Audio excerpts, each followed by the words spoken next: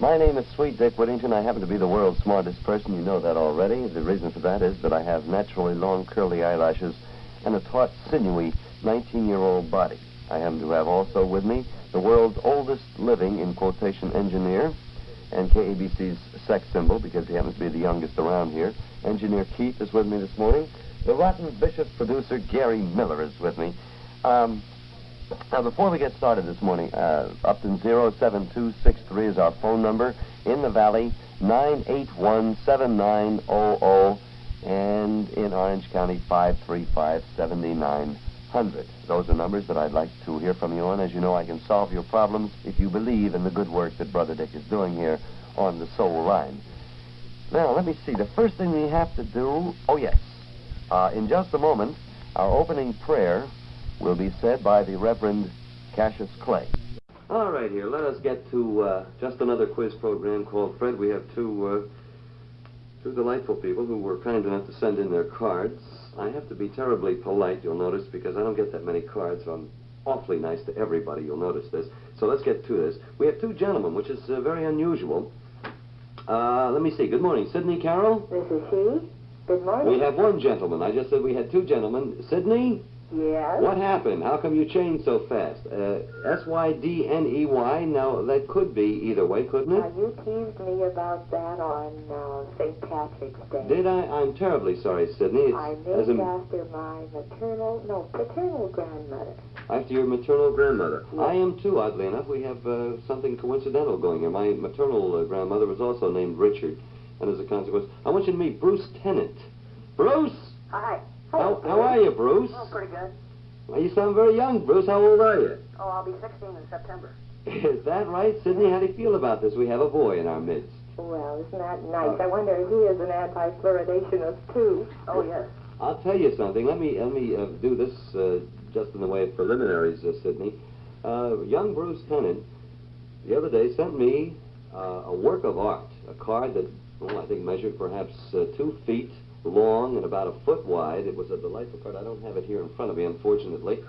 And then wrote me an accompanying letter that told me that we just had to have him on, and he had to be on just opposite Sidney Carroll, because I think this will provide us with perfect balance. Bruce? Yeah? According to your letter, you want to be a naval contemplator in life. Is that right? Now, do you want to explain that to us? Yes, I'll give you a demonstration if you want. Sidney, is this all right with you? Well, yes, I'm a yogi, so that sounds very excellent. sweet. Well, now, Bruce is only a young man, so as a consequence, we'll go along with whatever he wants to do. Now, Bruce, you're going to give us a demonstration on what a naval contemplator is. Yes. Okay, Bruce? Okay, now I want you to follow these directions carefully. All right, Sidney, go along with us. Clasp your hands together. Clasp your hands together, yes. Okay? Now, put them on your navel. Put them on my navel, all right. Yeah, okay. Now, I'm going to play an ancient Tahitian dance. It's an ancient chant. Now, while I play this chant, I want you to contemplate your navel. It'll last about 15 seconds. All right. Go ahead, Sidney. Here You're we doing go. this? I'm sitting in the half-lotus position. All right. Here it goes. Here we go.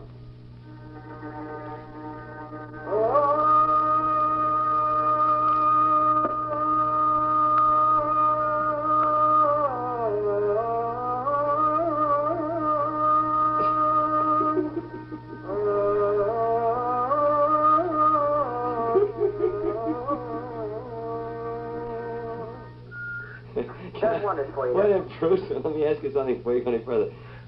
This native Tahitian dance, has George Jessel by chance visited that island?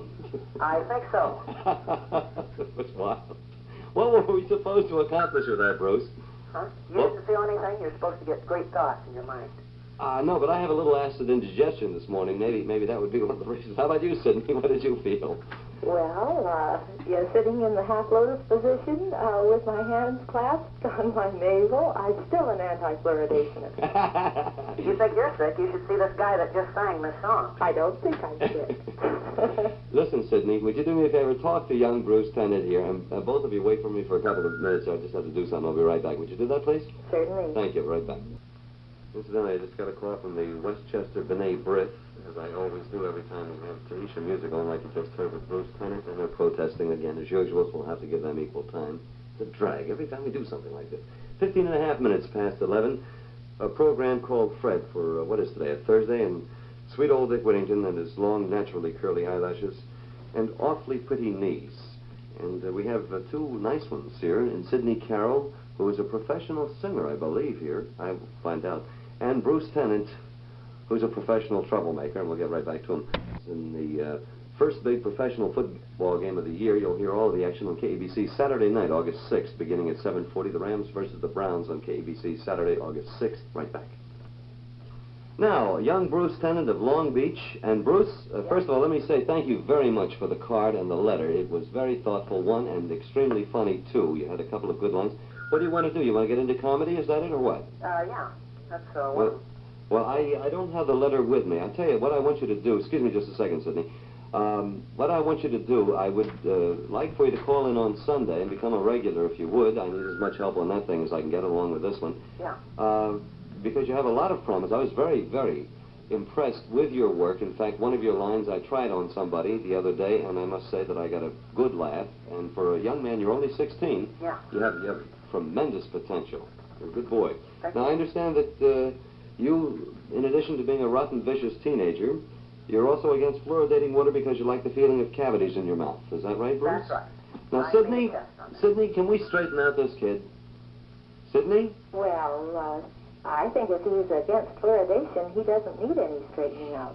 In other words, you're all for him. I am all for him because I am against fluoridation. But you're for vivisection, isn't that right, Sidney? No, I'm certainly not.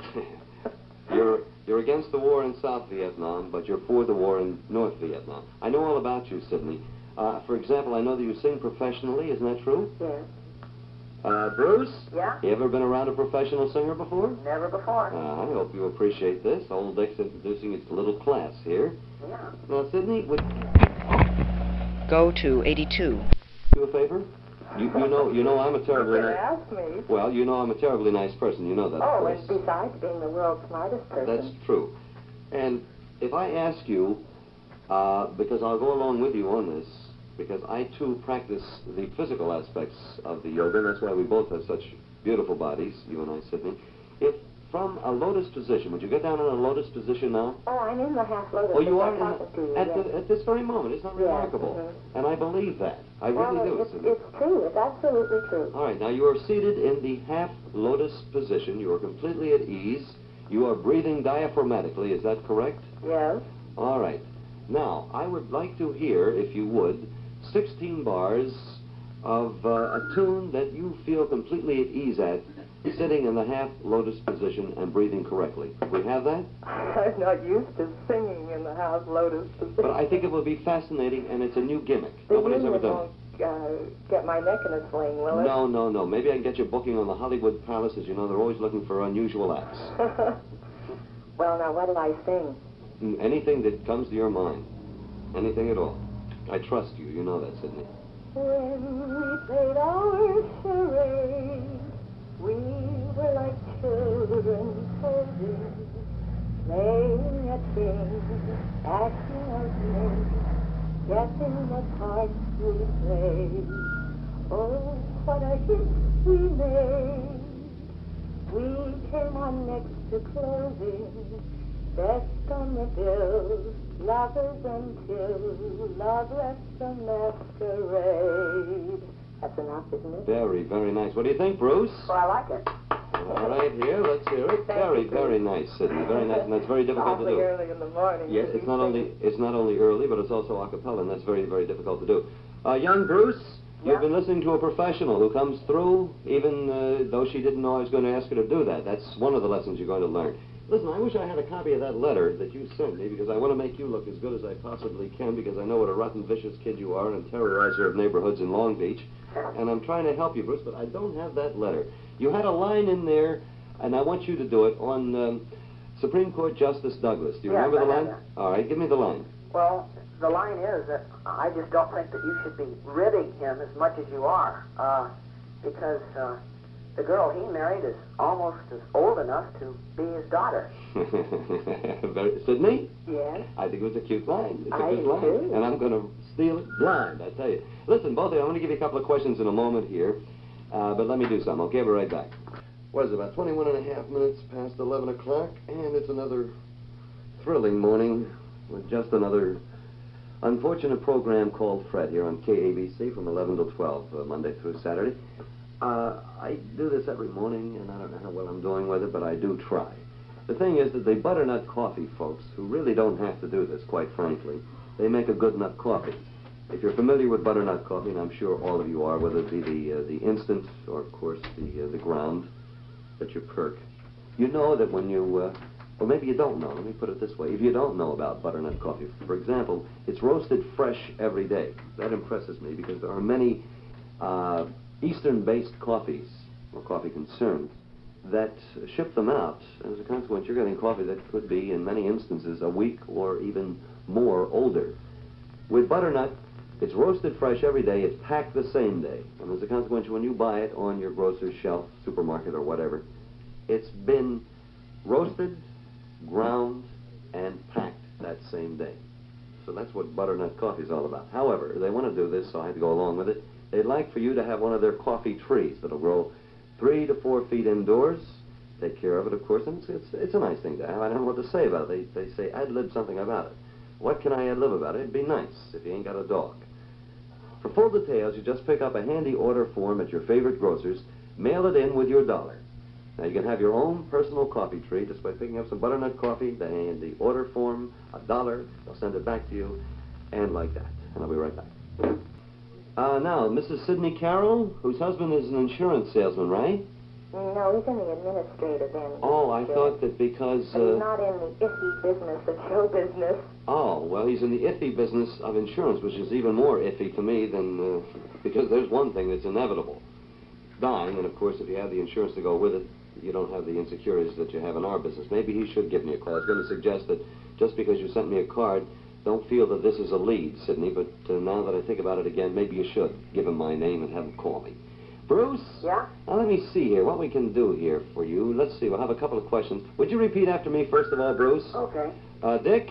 Dick? Let's get to Let's get to the really thrilling part of just another quiz game called Fred. of just another quiz game called Fred. And in my 16 years And in my 16 years of life in Long Beach, this has to be the most exciting moment of my life. this has to be one of the most exciting moments in my life. You're a good boy, Bruce. I really like you. Don't repeat that. Isn't that nice of him, Sidney, to say that? Sidney? It's a beautiful job. Yes, I thought he did. Completely spontaneous and unrehearsed. Bruce, here's my, we'll go into a category of show business personalities. As we all know, of course, I'm the world's greatest impressionist, besides being the world's greatest everything else. Bruce, I'm going to do one of the most fantastic impressions I think anybody does, including Frank Gorshin or anybody else. I want you to identify this particular impression. Are you listening very closely? Yes. All right. Here's the impression. Wait a minute. Hello. I'm Dale Robertson. All right, Bruce, you have 3 seconds. Could it be Dale Robertson? Dale Robertson. Very good, Bruce, and that was very good for my ego for you to identify that immediately. Thank you. Now, Sidney, I'm going to do an equally famous impression, and I want you to immediately identify it for me, all right? Sidney, are you listening? I'll try. All right. All right, who is that? Peter Lorre. Well, I'll do it again. You're very close. Jimmy Cagney. Oh, dear. Who was that? Lost. Jimmy Cagney. Jimmy Cagney. Very good. You're both really up on your show business this morning, folks. All right, now, either of you, I'm going to sing a little song. I'm going to do a voice. You'll recognize, I hope, either the voice or the inference of what the voice is singing about. All right. What kind of ghoul am I who never gets no blood? It seems that I'm the only one that I've been thinking of. What kind of ghoul is this? Who might I be doing? You're either Dracula or Pamela Mason with a cold. I'll accept either answer, Bruce. Sidney? Sidney? Oh, I'm afraid I'm going to have to concede that Bruce has got it. I just wouldn't. Was it too difficult? Well, I thought my impression was marvelous. I really Unless did. that's Lucy Baines. Lucy Baines? No, although it's very, very close. But I have to go along with both of you here. I think that perhaps it was a little too difficult. I'm such a subtle personality that maybe I should both give you, first of all, I'll send you out in an envelope my new fluoridated healing hanky. As you know, it's been called miraculous by many, and it will work if you do believe.